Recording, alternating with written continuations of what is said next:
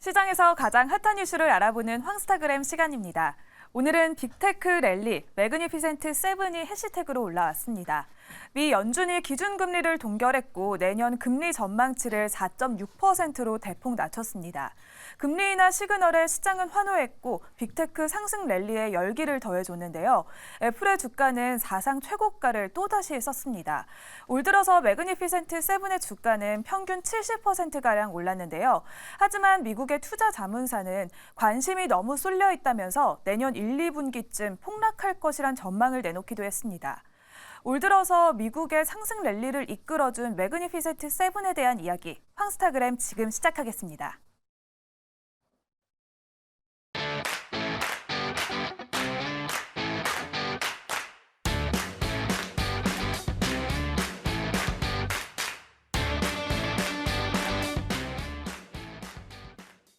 네, 급변한 시장을 진단하고 그에 따른 대응 전략을 세워보는 시간, 황스타그램 시간입니다. 자, 옥스버그 어드바이저의 테드 오클링 매니징 파트너는 최근 팟캐스트에 출연해서 이 AI의 열풍, AI에 몰리는 돈이 과거 닷컴 버블과 좀 유사하지 않나라는 이야기를 했습니다. 주식에 쏠려 있는 관심이 모두가 비슷하다면 그곳에는 문제가 생길 가능성이 높다. 뭐 이런 이야기를 했어요. 갑자기 좀 그래서 저도 소름 돋았습니다. 생각해보니까 저도 요즘 투자를 하고 있는 곳이 거의 그쪽이었던 것 같기도 하고요. 근데 그는 현재 이제 매그니피센트 7 종목에 쏠린 관심을 심지어 재앙이라고까지 표현을 했는데 사실 이렇게까지 표현할 필요가 있을까라고 좀 생각을 해보다가 그럴 수도 있겠다라는 생각이 들었던 오늘 하루 생각이었습니다. 자, 이렇게 올해 S&P 500 지수가 오른 것 대부분이 매그니피센트 7 때문이었다고 설명을 했는데 그러면서 내년 1, 2분기 중에 한번 주가가 심하게 요동칠 것이다 이런 예상까지 보여줬는데 요 이야기를 테이블의 강승희 대표님과 좀 나눠보도록 하겠습니다. 어서 오세요. 안녕하세요. 반갑습니다. 자, 일단 매그니피센트 7 요거부터 좀 설명을 해드려야 될 것 같아요. 애플, 아마존, 알파벳, 메타, 알파벳은 구글이겠죠. 네. 마이크로소프트, 엔비디아, 테슬라로 구성된 7개의 대형 기술주를 말하잖아요. 네. 사실 제가 투자를 했던 회사가 다 여기 이제 들어가 있는 그런 상황이고 이들의 주가 흐름이 사실 계속 우상향이잖아요. 네, 맞습니다. 예, 뭐 하락도 있었겠지만 장기적으로 봤을 때 계속 우상향하고 있는 모습. 자, 요 주식들의 흐름을 좀 한번 살펴봐 주셨으면 좋겠습니다. 일단 지금 말씀하신 대로 거의 뭐 계속 올랐다고 볼 수 계속 올랐죠. 계속 올랐죠. 네. 테슬라만 조금 이제 변동성이 좀 심했지만 그렇죠. 그래도 계속 올라가고 있고 또 네. 신제품도 계속 나오고 있죠. 테슬라도 뭐 $100까지 갔지만 그래도 또 다시 250 이상으로 네. 또 바로 올라왔죠. 바로 올라왔죠. 네네네. 그러니까 이제 여기서 어떻게 이제 반론을 제기할 수가 없는 거죠. 거기다 이제 이전에 금리가 올라간다고 고금리 되면은 이제 신용 경색 생기고 침체 생기다 그렇죠. 그랬을 때는 얘네들을 갖다가 뭐라 그랬냐면 안전자산이라 그랬잖아요. 맞아요. 네, 예. 네, 그 몇 달 전에만 해도. 네네네. 그래서 안전자산이라고 했던 이유가 뭐냐면 얘네들이 현금을 너무 많이 가지고 있어요.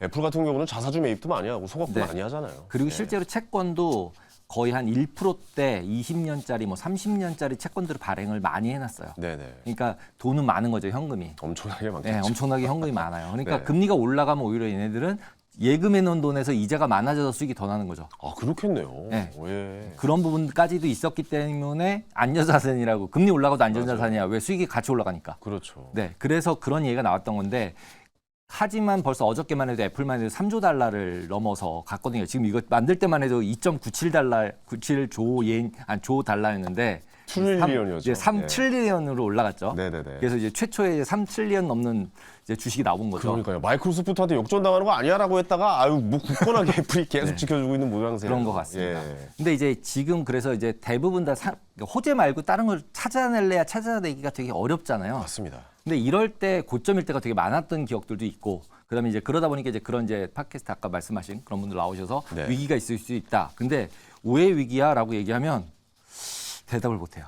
그냥 거품이에요. 네, 거품이에요. 네, 그냥 비싸요. 버블이에요라고 근데 이야기를 하는 거밖에 하는 없어요. 거죠. 그거밖에 예. 없어요. 근데 얘가 버블이면 얘 말고 다른 기술주들도 더 버블이니까. 러셀 2천원 난리 나는 거죠. 네, 난리 나는 거죠. 네네네. 그러니까 이제 최근에 완전히 많이 빠졌던 중소형주들은 금리가 내려가면서 많이 이제 리바운드를 해서 러셀이 좀 올라왔죠. 그죠? 네네.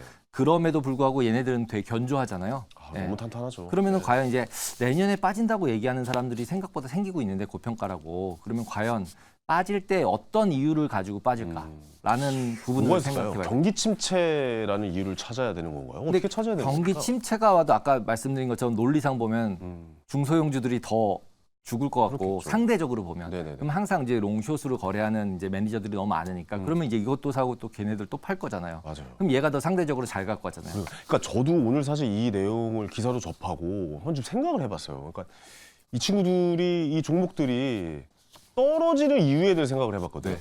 그 경우의 수를 이제 그쵸. 뇌피셜을 돌려본 거죠. 네. 근데 얘네들이랑 표현하겠습니다. 왜냐면 저는 이게 친구 같은 종목들이라 그렇죠. 친구 같은 종목이죠. 올라갈 수 있는 이유에 대해서는 저는 한 10가지 이상씩 다 될 수 있어요. 그죠. 근데 떨어지는 이유에 대해서 대본다면 꽤 어렵죠.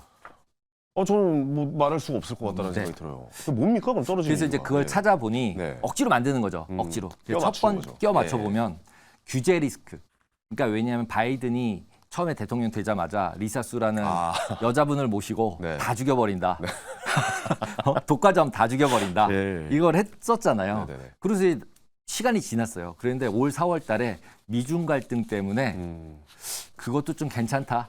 봐주자. 예, 중국이랑 싸우는 거, 틱톡이랑 싸우는 거, 바이두랑 그렇죠. 싸우는 거 때문에 얘네들이 독점해도 봐주자. 이런 또 법안이 되면서 그때 만들었던 법안이 몇 개가 폐기가 됐어요.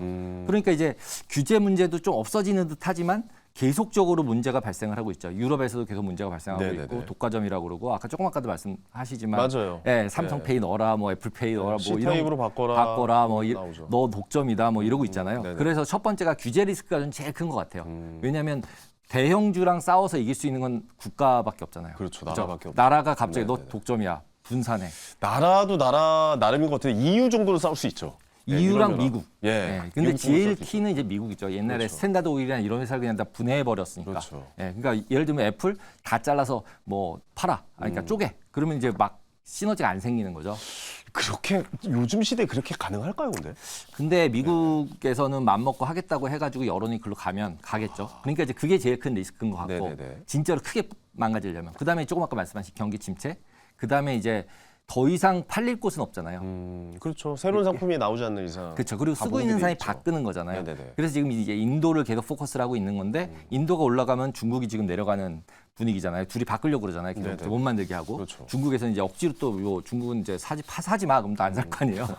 나라에서 이제 지정하면 그렇게 따라가야 되니까. 따라가야 되니까. 예, 예. 그러니까 시장 포화와 경쟁 부분, 그다음에 이제 공급망 중단이 생길 수 있잖아요. 왜냐하면 일단 중국에서 만드는 건 못 만들잖아요. 네네. 예.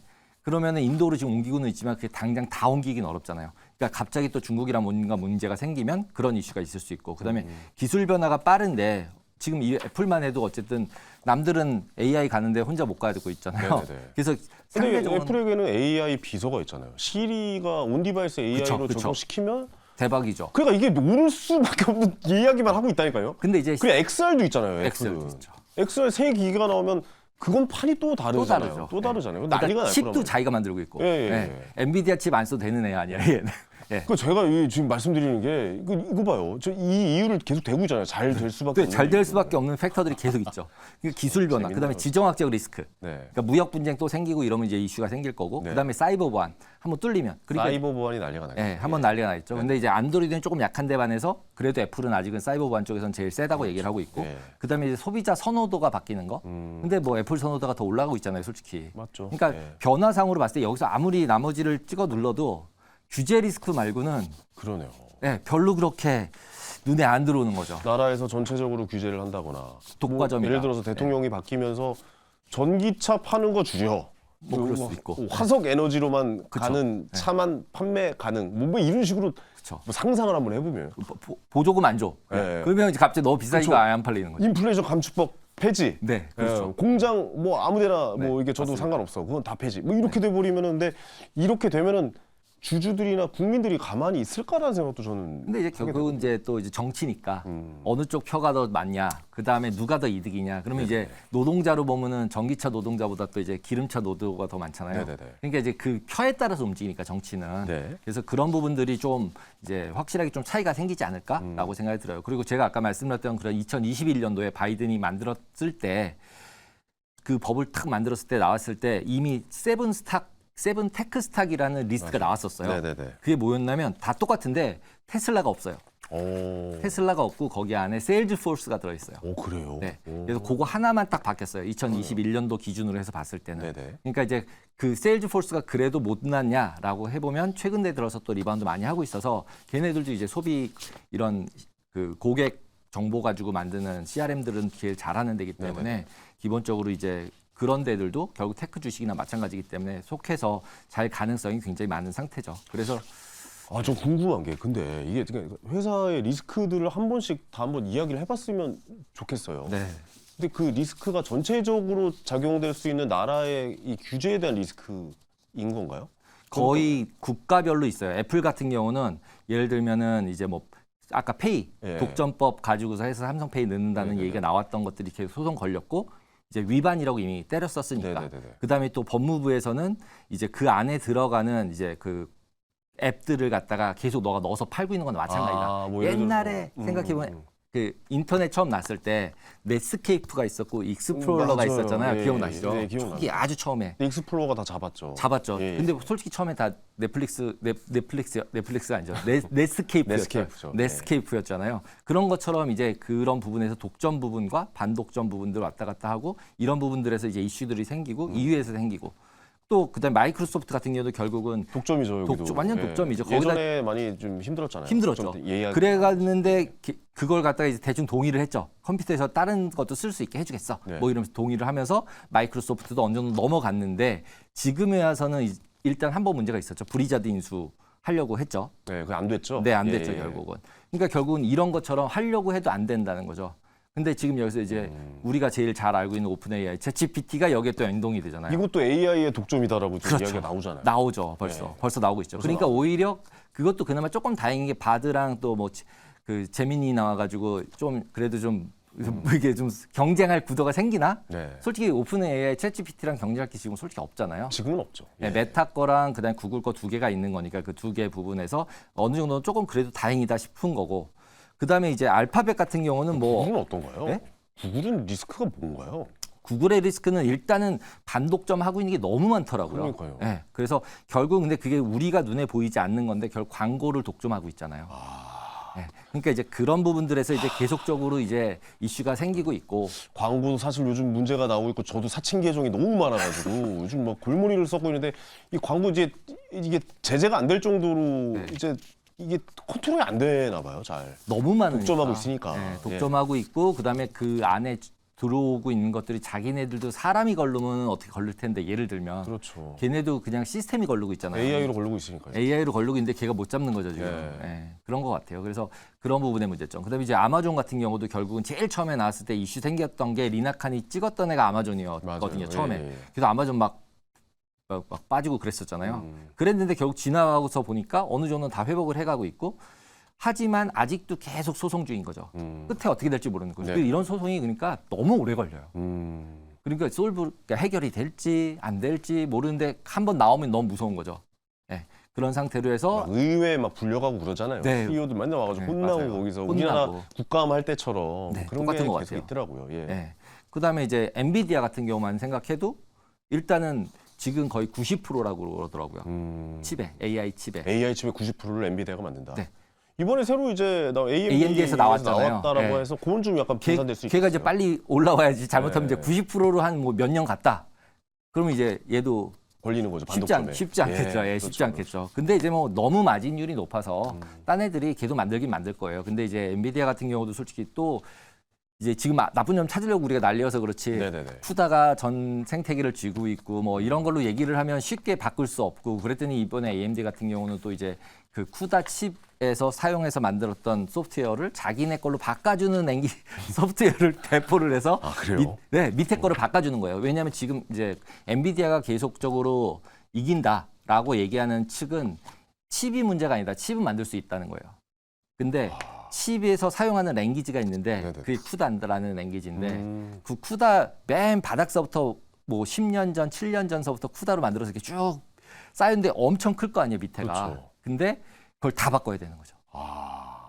네. 그런 리스크가 있군요. 그러니까 얘만 바꾼다고 해결되는 네. 문제가 아니라 여기를 다 몰라요. 소스를 다 바꿔야 되니까 네. 불안하잖아요. 그렇죠. 예전에 이제 은행 제가 다닐 때 보면은 코볼이라는 랭귀지가 진짜 60년대 랭귀지인데 80년대, 90년대도 다 코볼이었어요. 네네네. 왜냐면 은행은 옛날부터 돈으로 기록되는 게 있잖아요. 이걸 딴 걸로 바꿨다가 에러가 생기면 대책이 없다 이거죠. 그러네요. 귀찮다 이거죠. 그리고 네네네. 그런 리스크를 왜 져야 되냐는 거죠. 맞네요. 그러니까 쿠다를 써서 인공지능돼 있는 이만큼을 빌드업을 해놓은 회사들은 쉽게 못한다. 테슬라는 어떻습니까? 마지막으로. 마지막으로 테슬라 같은 경우는 뭐 솔직히 그냥 밸류에이션 상이 너무 비싸가지고 여기 반독점은 아니잖아요, 사실. 반독점은 아닌데 지금 어떻게 생각하면 주유소 대신에 아, 충전소 이런 거 충전소 이제 다 같이 이제 쓰기로 그러네요. 점유를 팔고 있잖아요. 그 생각도 그다음에 못하네요. 좀 있으면은 지금 테슬라 제일 잘 나간다고 하는 게 이제 내비게이션이잖아요. 네네네. 저기 자율주행.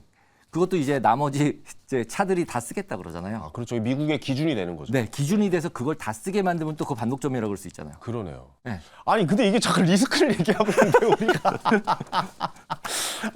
너도 들으면서 리스크를 우리가 얘기하고 있는데 들어보니까 기업의 효대죠. 엄청난 장점들만 우리가 이 보인다니까요. 말씀을 드린 것 같습니다. 그래서 결론은 그래도 갈 주식은 가잖아요. 사실. 갈 주식은 가는 예. 거고 그리고 장점이 그 독점이 됐다는 얘기는 이미 좋은 회사인 거잖아요. 그러네요. 원래 해자라고 얘기하잖아요, 네, 저희가. 근데 알겠습니다. 해자를 깨는 거니까. 아이고 좀 시간이 부족하네요. 더 이야기해보고 싶은데 어쨌든 선택은 여러분들의 몫이죠. 네. 주식은 이제 본인의 돈을 본인이 투자하는 것이기 때문에 저희는 리스크가 이런 게 있다라고 이야기만 좀 드려봤습니다. 오늘 말씀 너무 재밌게 잘 들었습니다. 고맙습니다. 감사합니다. 네. 자, 스타킹 오늘 이제 마칠 시간입니다. 예, 이번 주는 여기서 마무리하고요. 오늘 당첨자 나가고 있죠? 이분께 졸탄 콘서트 티켓 선물 보내드리도록 하겠습니다. 저는 다음 주 월요일에 저녁 7시에 역시 생방송으로 찾아뵙겠습니다. 황현이었습니다. 감사합니다.